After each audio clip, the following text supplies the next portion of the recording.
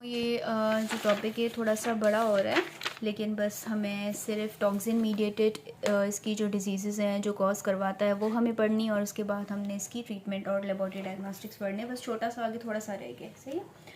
तो अभी हमने कौन सी चीज़ें पढ़ी थी? हमने इसकी पायोजेनिक इन्फ्लेमेशन कैसे कैसे करवा रहा था, जिसमें फ्रंकल, कार्बनकल, लिम्फेटिको, सेल्यूलाइटिस सारे और पहले वो ब्लड में गया, ब्लड में जाके उसने सेप्सिस करवा दी, फिर वो हर ऑर्गन की तरफ जाके उसने निमोनिया करवा दिया, एंडोकार्डाइटिस करवा दिया, ब्लड में जाके सीएनएस में जाके वो मेनिंजाइटिस भी करवाता है। ये शायद मैंने पिछली वीडियो में नहीं बताया था आपको, ठीक है।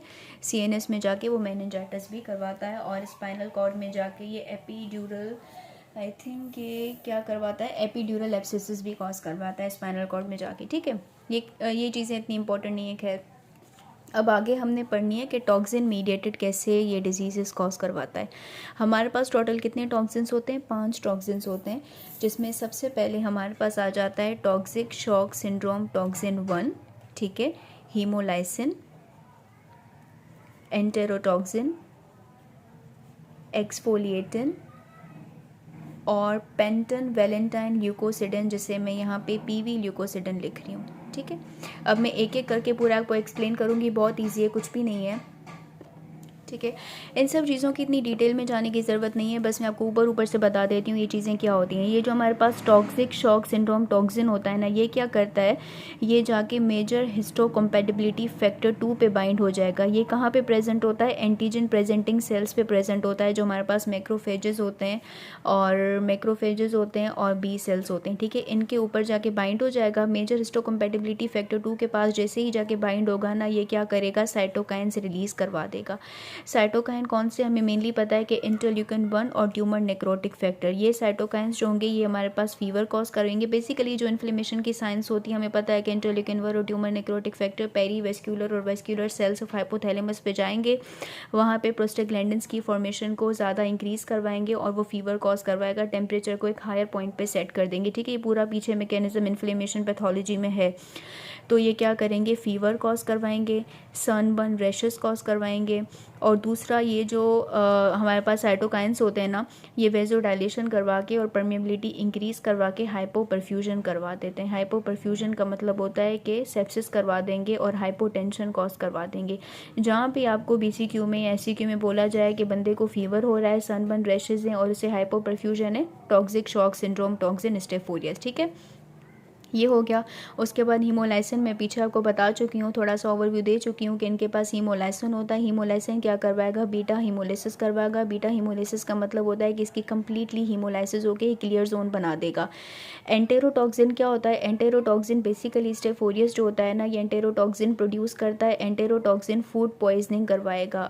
क्या होगा, अब देखो ये हमारे पास फूड पड़ा हुआ है किसी प्लेट में, ठीक है। स्टेफोरियस ने क्या करवाया, एंटेरोटॉक्सिन प्रोड्यूस करवाया, ये टॉक्सिन फूड के ऊपर पड़ा हुआ है। अब ये जाके फूड पॉइजनिंग करवाएगा। They are resistant to heat, बेशक हम उस फूड को कितना भी पका दें, ठीक है, वो हीट रेजिस्टेंट होते हैं। स्टेफोरियस जो होता है वो 100 डिग्री सेंटीग्रेड तक डिग्रेड हो जाता है, लेकिन एंटेरोटॉक्सिन जो होता है वो स्टेबल होता है, सही है, वो हीट से भी रेजिस्टेंट होता है। तो ये फूड पॉइजनिंग में वॉमिटिंग और डायरिया कॉज करवा देगा।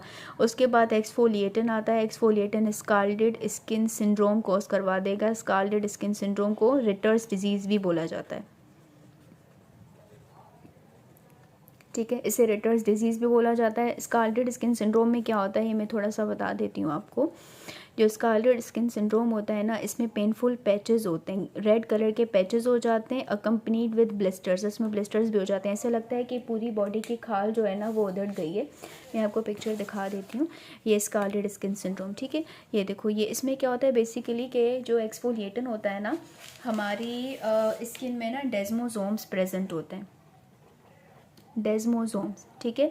एक्सफोलिएटिन will act like a proteases, ठीक है। ये किसकी तरह एक्ट करेगा? प्रोटीएसिस की तरह एक्ट करेगा। वो प्रोटीएसिस क्या करेंगे, they will cleave the desmoglein, they will cleave the desmoglein present in the desmosome. Desmosome के अंदर डेस्मोग्लीन प्रेजेंट होते हैं। प्रोटीएसिस इस डेस्मोग्लीन को क्लीव कर देते हैं, जिसकी वजह से जो ग्रेन्युलर लेयर होती है ना एपिडर्मिस की, वो सेपरेट हो जाएगी। ग्रेन्युलर लेयर सेपरेट हो जाएगी ना जब, तब हमारे पास कुछ ऐसी पिक्चर आएगी, ऐसी, ठीक है। क्या हुआ, इस बच्चे को स्टेफोरियस का इन्फेक्शन हुआ, स्टेफोरियस ने एक्सफोलिएटिन टॉक्सिन रिलीज़ करवाया। Exfoliatin will act as a protease जो डेस्मोसोम में डेस्मोग्लीन को क्लीव कर देगा और एपिडर्मिस से ग्रेन्युलर लेयर सेपरेट हो जाएगी और हमारे पास कुछ ऐसी पिक्चर आएगी जैसे पेनफुल पेजेस हो जाते हैं और ब्लिस्टर्स भी हो जाते हैं, ठीक है। ये स्कारलेट स्किन सिंड्रोम हो गया। और उसके बाद पीवी ल्यूकोसिटिन। पीवी ल्यूकोसिटिन बेसिकली क्या करवाता है, इसके बारे में पीवी ल्यूकोसिटिन जो होता है ना, ये ल्यूकोसाइट के अंदर होल्स बना देता है, ठीक है। ये हमारे पास फॉर सपोज जैसे समझो लिम्फोसाइट आ गया, या ये दूसरा हमारे पास मैक्रोफेजेस आ गए, ये लिम्फोसाइट के अंदर होल्स बना देंगे। It will punch the leukocytes, ठीक है। जैसे ही वो ल्यूकोसाइट को पंच करेंगे ना, तब जाहिर सी बात है इनके अंदर वाटर जाने लगेगा। वाटर जाने की वजह से इनकी नेक्रोसिस हो जाएगी।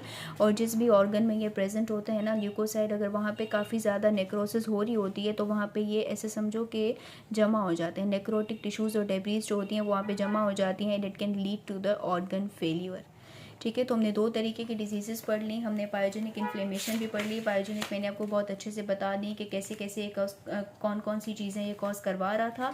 और उसके बाद टॉक्सिन में 5 टॉक्सिन्स की प्रोडक्शन होती है। मैं जब पूरा रिकैप करवाऊँगी तो मैं आपको एक बार दोबारा बता दूँगी, ठीक है।